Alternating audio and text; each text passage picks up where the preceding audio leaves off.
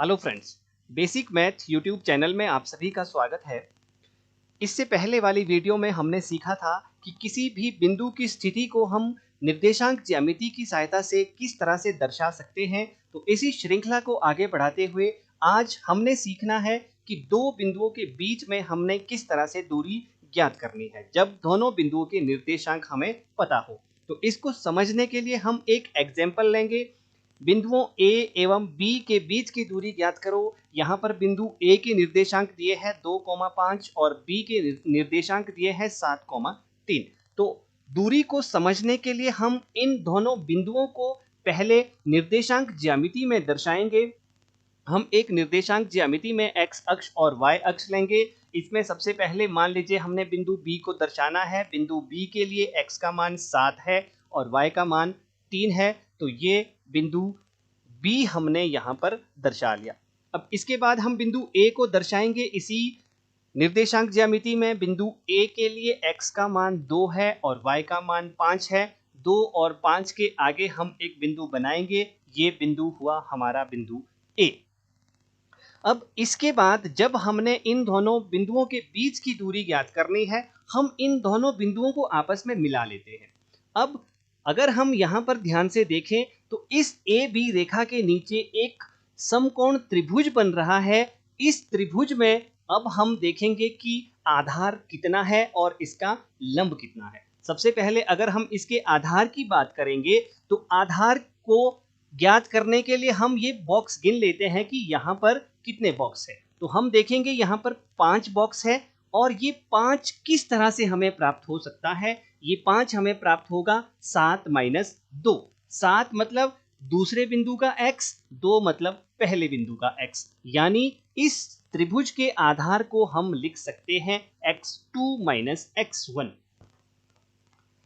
इसी तरह से हम y अक्ष पर इस समकोण त्रिभुज का लंब भी ज्ञात कर सकते हैं। लंब होगा 5 माइनस 3 यानी y2 माइनस y1।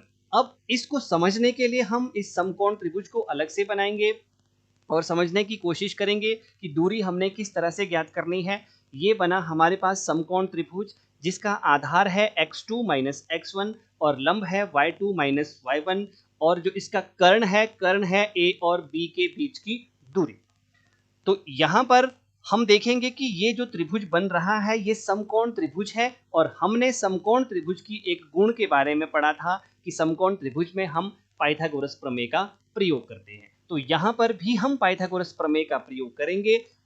पाइथागोरस प्रमेय के अनुसार किसी भी समकोण त्रिभुज में कर्ण का वर्ग जो होता है वो अन्य दो भुजाओं के वर्गों के योगफल के बराबर होता है। यानी कर्ण स्क्वायर इज इक्वल टू आधार स्क्वायर प्लस लंब स्क्वायर। अब कर्ण की जगह में हम लिखेंगे ए बी का स्क्वायर, आधार की जगह में x2 माइनस x1 और लंब की जगह में y2 माइनस y1।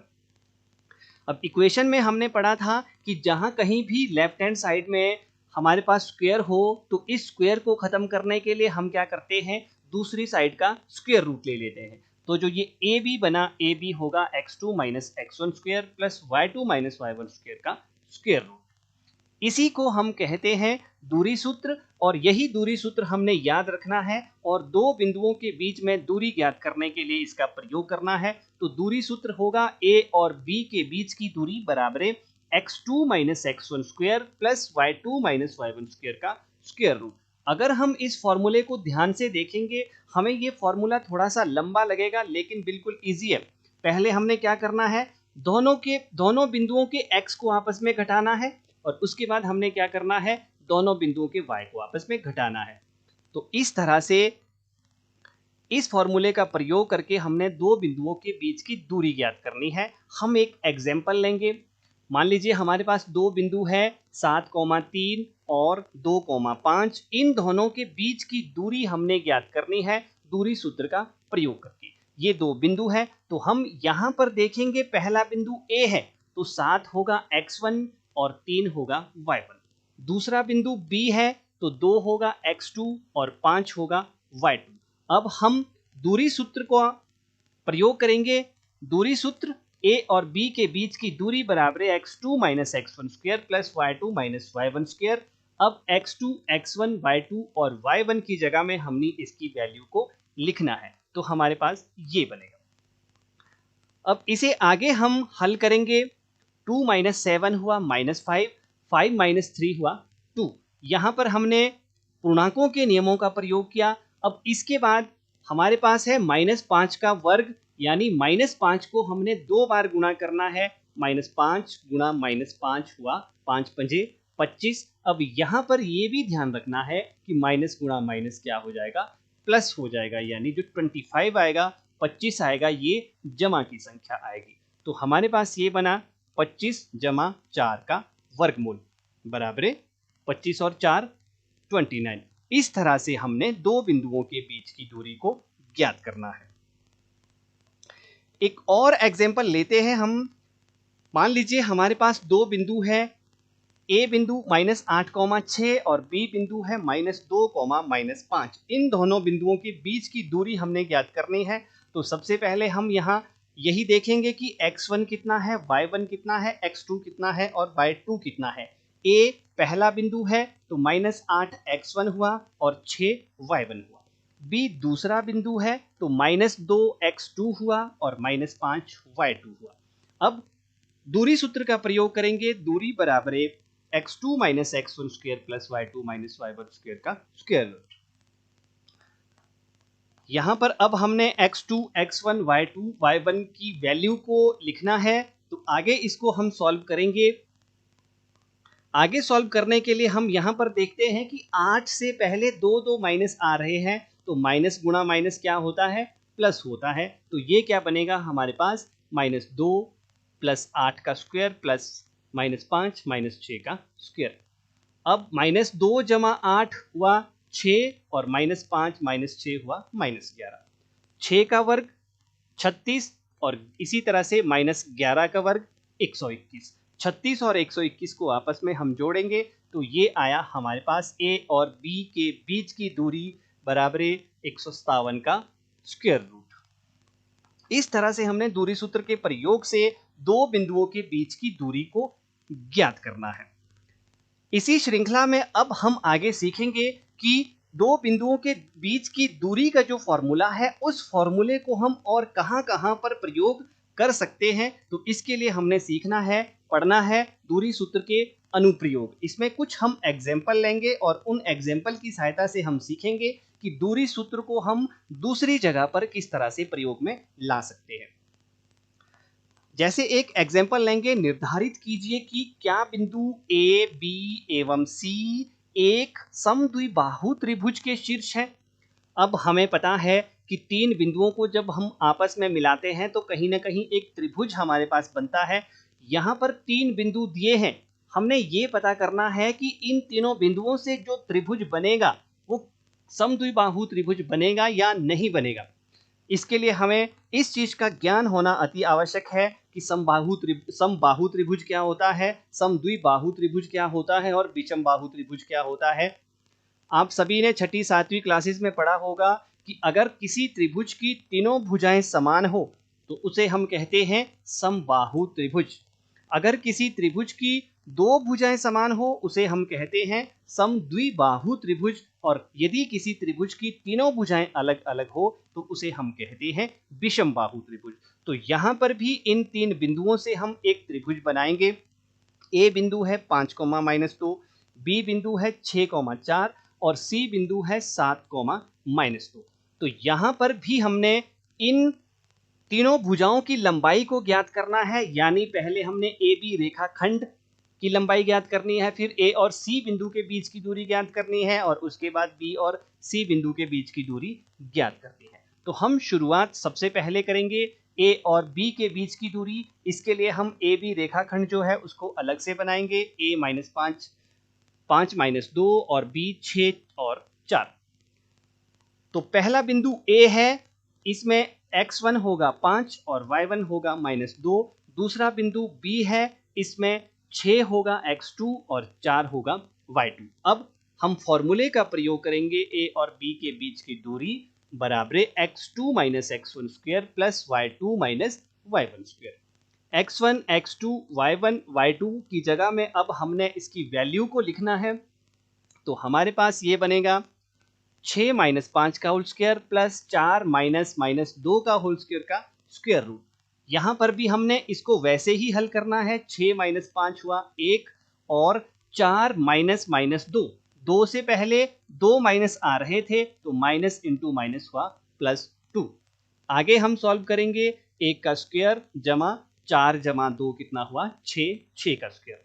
1 का वर्ग हुआ 1 और 6 का वर्ग हुआ 36। तो ए और बी के बीच की दूरी आ गई हमारे पास वर्गमूल 37। ए और बी के नीचे अब हम क्या करेंगे, वर्गमूल 37 लिखेंगे।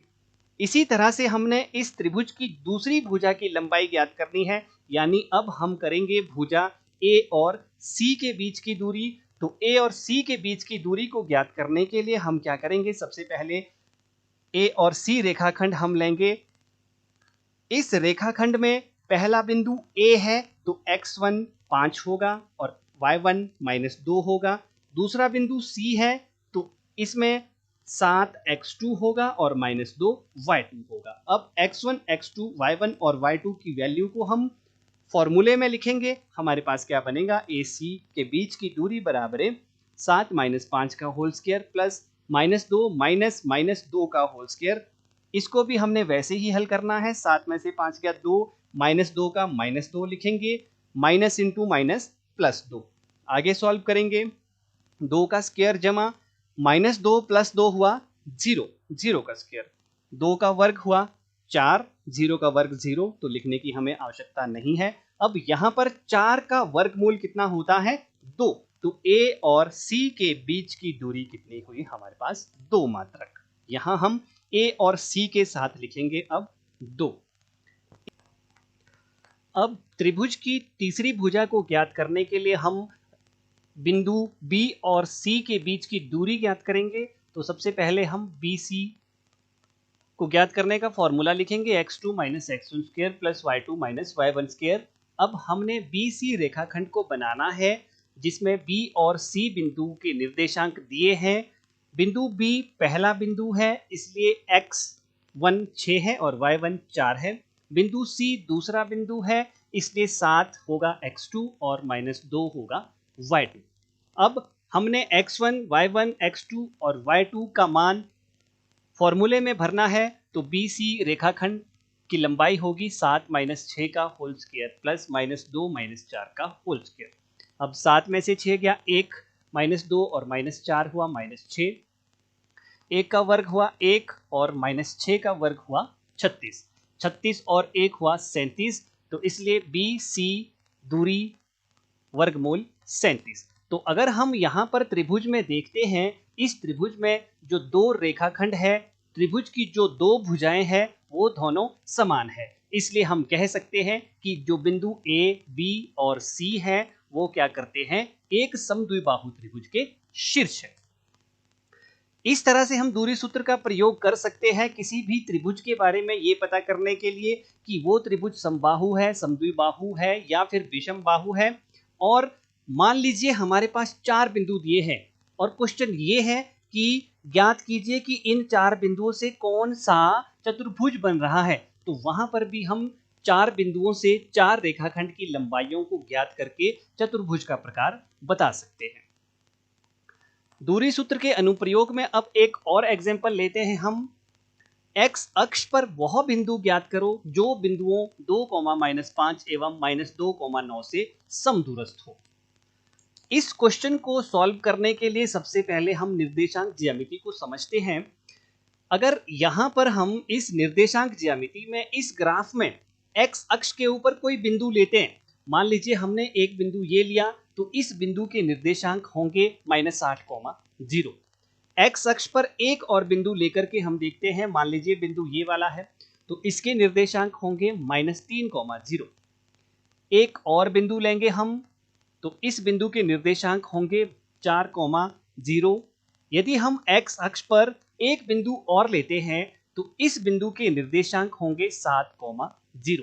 अगर हम इन चारों बिंदुओं को ध्यान से देखेंगे, इन चारों बिंदुओं को हमने x अक्ष के ऊपर लिया तो यहां पर x का कुछ ना कुछ मान है, लेकिन y चारों बिंदुओं में जो y का मान है वो 0 के बराबर है। तो यहां से हम एक कंक्लूजन निकाल सकते हैं कि यदि हम कोई बिंदु x अक्ष पर लेते हैं तो उस बिंदु के लिए x का कोई ना कोई मान होगा। वो जमा वाली संख्या भी हो सकती है, माइनस वाली संख्या भी हो सकती है, लेकिन उसी बिंदु के लिए y का मान हमेशा 0 होगा। तो यहां से एक कंक्लूजन हम निकाल सकते हैं कि x अक्ष पर कोई भी बिंदु होगा तो उस बिंदु के लिए y का मान 0 होगा।